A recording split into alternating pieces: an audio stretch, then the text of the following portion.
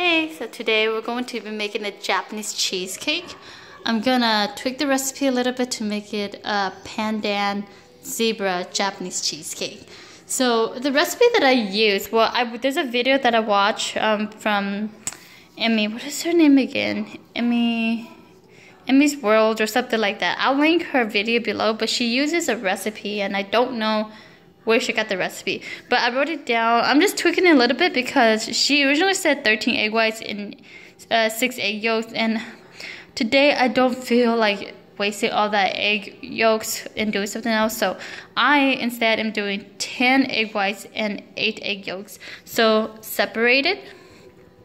Okay, and then we're also going to be needing 1 bar of cream cheese, 1.5 bar of butter, half a cup of milk, 1 cup of sugar, and in here I have half a cup of all-purpose flour and half a cup of cornstarch, 1 teaspoon of vanilla, a dash of cream of tartar for our egg whites that we're gonna whip into a meringue. And then once we're all done, we're gonna divide the batter in half, and half of that batter is gonna have the pandan in it. So this is the pandan extract that I use, and I'm also going to be adding some food coloring. This is the leaf green from Meringue color. And also, you're going to be needing, to bake your cheesecake in, you're gonna be needing the springform cheesecake pan. It's the one that releases on the sides and still baked. And then you line it with parchment paper. You want it a little bit high, because when we bake a cheesecake, it's gonna rise. And then it needs to bake in a water bath, so you're gonna want to have a pan to stick it in that's larger, and then we're gonna fill it up probably about halfway with water. Okay, so let's get started. So take your cream cheese and your butter and your milk and put it into a pan in over medium heat. You just let that go, and then you just keep you mix it together. So what I do is I just take my whisk and then I try to break it as I go, and then just keep stirring until it's all mixed together, maybe on low heat. I think she does this over a double boiler, but I'm being lazy and I'm just kind of watching this and stirring it very, very often. You don't want this to burn, so you just keep stirring it till it's all incorporated together. So it's best if you take your butter and your cream cheese and let it set to room temperature so that this is easier to mix. So you just keep mixing until they're all mixed together. Okay, so this is all mixed together now, so you're going to pretty want it to be all mixed together like this, okay? So you see, no more chunks. You don't want any more chunks, okay? So now you're gonna want this to be completely cold before you mix in your egg yolks, because you don't want your egg yolks to get cooked with your mixture. That will not be nice. So what I do, I don't have time to wait for this to cool. I stick it into my freezer while I'm doing something else. So I'm going to stick this in the freezer, and then let's go make our meringue. Forgot to mention, preheat oven to 325. It's heating up right now. That's why it says 160, but it's going to heat up to 325. So preheat oven to 325. Okay, now we're going to make the meringue that we're going to be mixing into the cheesecake. So take your egg whites and then just start mixing it. Maybe I'm going to go to about 4, and then let it mix, and then once it gets a little foamy, we'll add in about 1 teaspoon of cream of tartar. So what this does is it just helps the meringue form up. So somewhere around here we can add it in, and then as it's mixing, you take half of the sugar and then just slowly mix it in as the meringue is building up. So I'm just going to go ahead and add a little bit right now, and then as it's mixing away, you just add a little bit more here and there. So that's already about half of my mixture. So I'm just going to let that keep mixing until it picks up. Okay, so now we're going to take our yolks. We're going to mix it.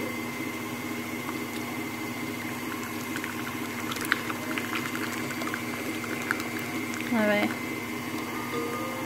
and then we're just going to add our cream cheese mixture. So this gonna add in about half of it and then mix.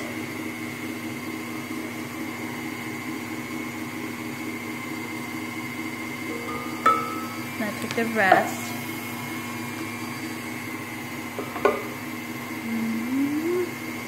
Sorry, again, I'm doing this with one hand because I'm holding my camera with the other hand. I don't have any professional camera to record this because I'm just using my phone.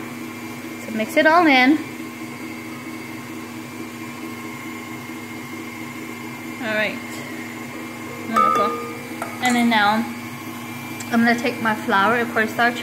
So I already shifted this, but you're going to want to make sure that you shift it in so that you don't get any large chunks, okay? So, I'm just going to add some in and then I'm going to mix it together.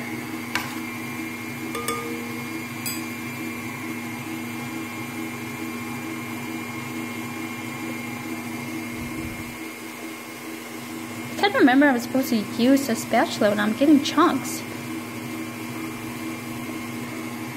Well, hopefully I'm doing this right. There we go. And mix it all together.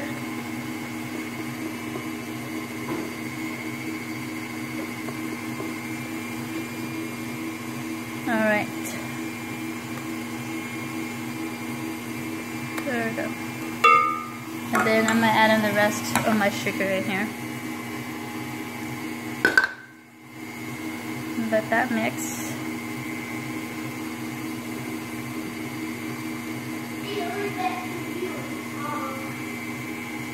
There we go. And that's our cream cheese mixture. And I'm also going to be adding some vanilla extract in also. The recipe said about, how many teaspoons? 1 teaspoon. Just gonna fill it out. That much. Mix that together. Okay, now. Once our meringue is all mixed and reaches stiff peaks, then we will add that into this. Okay. So I think my meringue's at the point where it's stiff peaks now. So let me show you what that looks like if you don't know what that looks like. So if you take your whisk out, it should form a nice and stiff peak right there. That right there is called stiff peaks, okay? So, let me show you what we'll be doing.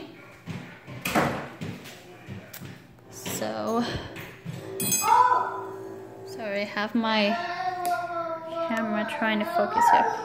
So you're gonna take your cream cheese batter, and then you're gonna take some of the egg whites, and we're just going to put a little bit in at a time. And then you're going to use your spatula. Don't use a whisk. You're going to take a spatula and then you're just going to slowly mix it together, okay? So this is called the folding method. You just kind of go like over and around, over and under, and then across, over and under, and then across, okay? And you just keep mixing it like this until it's mixed together, and then add some more of the meringue. And then keep mixing. Okay, that's mixed in. We're going to be adding more of the meringue. And then, again, over and under, and then straight across. And then just keep mixing. So you have to be gentle because you don't want to break the foam that you just formed up, okay? So yes, as you can tell, I took like a really large bowl to mix this together because we're making a pretty large cheesecake. I forgot to tell, I think the size of my pan is about like a 10-inch pan, I think. So feel free to divide up the recipe as you need to, okay? So let me mix this all up and then we'll come back. Okay, that's all mixed together. That's a lot of batter, as you can tell. So it should look something like this. Very foamy. A little runny though, but for the most part, a lot of foam. So now you're gonna, since we're gonna be making a zebra cheesecake, you're gonna take the batter and then divide it to two even portions, okay? So have the batter divided up to 2 even portions. So set this aside, one of the portions, and then for one of them, we're gonna be flavoring it with the pandan. So this is the pandan extract that I'm using. See if I can get that to focus. So this one I get from just like my local supermarket, Asian supermarket. So if you don't live here in Sacramento, I get it from like SF supermarket. I don't know where else. Yo, if you can order this online, you can definitely look it up though. It's a butterfly brand pandan extract. So we're gonna be putting about like, I'm gonna say maybe about like a teaspoon of this in. Sorry guys, I just kind of feel this out as I go. It's pretty strong, so about like, not that much. And then I'll take some food coloring. This is the Meringue colored leaf green one that I'll be using. So just, oh God, I just got that everywhere. That's my fault. I thought it was a gel. It's not a gel, it's like a liquid based. So great. Just got green food coloring everywhere. So now you're just going to just mix that together, and then the green color should start forming. Alright. So just gotta be careful because you don't want to ruin the volume that you just got from the meringue. So as I'm going, I'll decide if I want to add a little bit more green in. I think I might add a little bit more green in so that once you do a zebra cake, you can really see the green. So add a little bit more in. I think that'll be enough now. There you go. So now you can really see the green. Alright. So I'm gonna mix this together and then we will start forming a zebra cake. Okay, so now I took the pan that I was showing you guys earlier, and then here's our two batters. So you're gonna want to use 2 spoons, and then we're gonna start forming this. So you just take, let's see, probably about 1 spoonful. Maybe I should do more than 1. Let's do 2. This is gonna be a repetitive process. Just put it in, and then grab some of the green. And then you just put it over it. Oops. There we go. And then you just keep repeating this process. See if I can get that focused.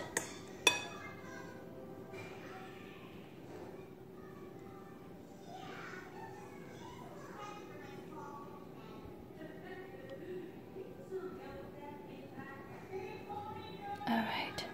And you see how like the colors are starting to form out. So this is what you do. You just keep doing this over and over and over and over again until you fill up the whole entire pan. Very, very repetitive process. That's what you just keep doing, okay? Okay, so this is taking too long. So instead of 2 tablespoons, 2 of the spoonfuls, I'm doing 3 spoonfuls instead. So you see, you start to see your the strips of the colors. Keep going and going and going and going and going.